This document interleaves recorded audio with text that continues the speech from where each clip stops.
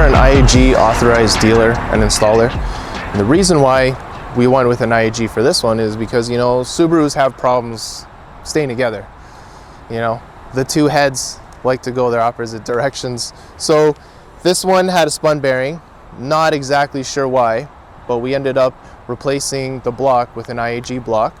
We also upgraded the oil pan, pickup, and all the usual bits that go along with doing the Subaru stuff. We got their ported oil pump, which is a higher flow, higher pressure unit, which it seems to be making good oil pressure, about 50 pounds when it's hot.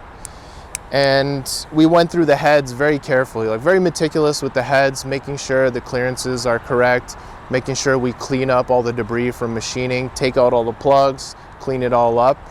We also got the valves cut, lapped them all in nicely, so we get good sealing, good compression, and of course good response with the engine. We upgraded to ARP head studs as well as JE head gaskets, and overall I think the package is good, should be very reliable, and should make great power for 400 wheel horsepower plus. So this one's pretty tuned up, but it looks kind of sleeper, kind of low key. On the exterior, we got some super speed wheels with some custom center caps. It's got the STI Brembo brake package on there too. Body is pretty stock. Usually it's got some rally lights that are mounted up here, but they're off now for the time being. And as we go along, it's got the rally armor, of course. Need those flappies.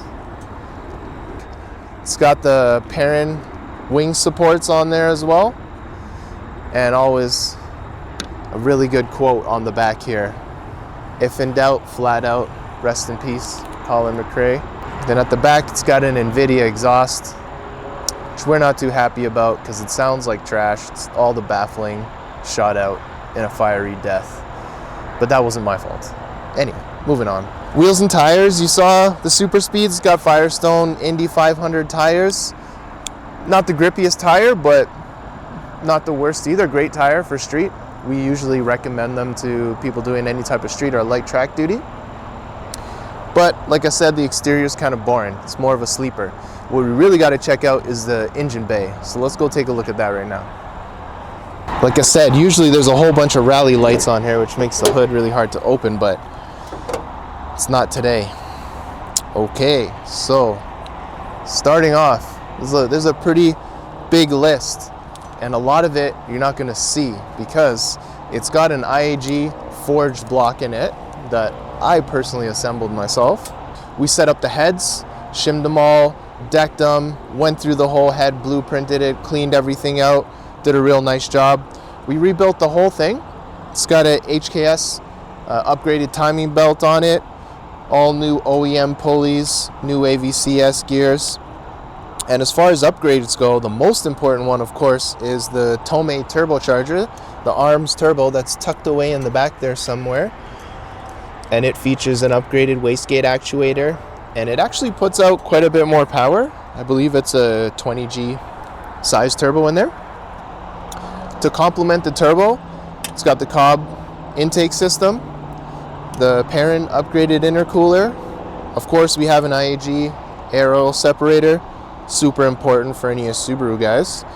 And it's got the Go Fast Bits blow-off valve and some upgraded couplers because we kept blowing those off.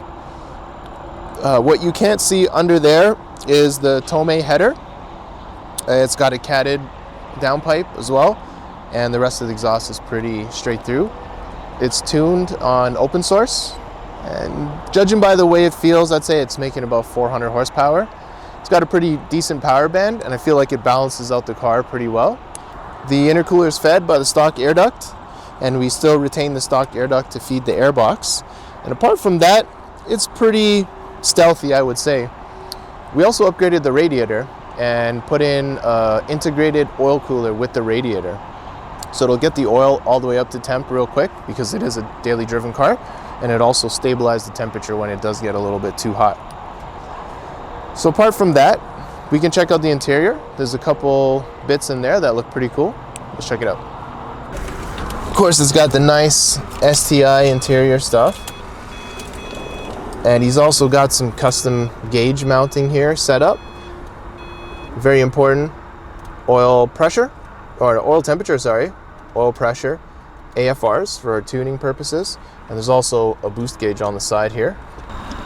Boost gauge with adjustable angle and also ventilation, very important. Switch for a methanol injection. I think it's using an AEM system, which works okay, not too bad. And then he's also got an upgraded, you know, jukebox here for the tunes, of course. For shifting, it's got X clutch, upgraded clutch. I believe it's a stage 3 with a lightweight flywheel. It's got a cartboy shifter and the Boomba Racing shift knob, which it feels pretty good. It goes through the gears well. The gearbox is in good shape and feels good. If your car understeers, let's put more power. That's good now. Here we go. Perfect. Alright, so that's a good 400 horsepower daily driver. This one would be a blast in the winter. Maybe I'll ask the owner if we'll get it back in the winter to do some TMP days in the snow. Oh my god, that'd be a blast. Subarus are made for the snow, made for the rally. And the owner likes his rally stuff, so. It's time to give him back the keys with an empty tank, and it's Friday, so I'm going home. Thanks for watching. Make sure you like, subscribe, and stay tuned for our next video. Bye.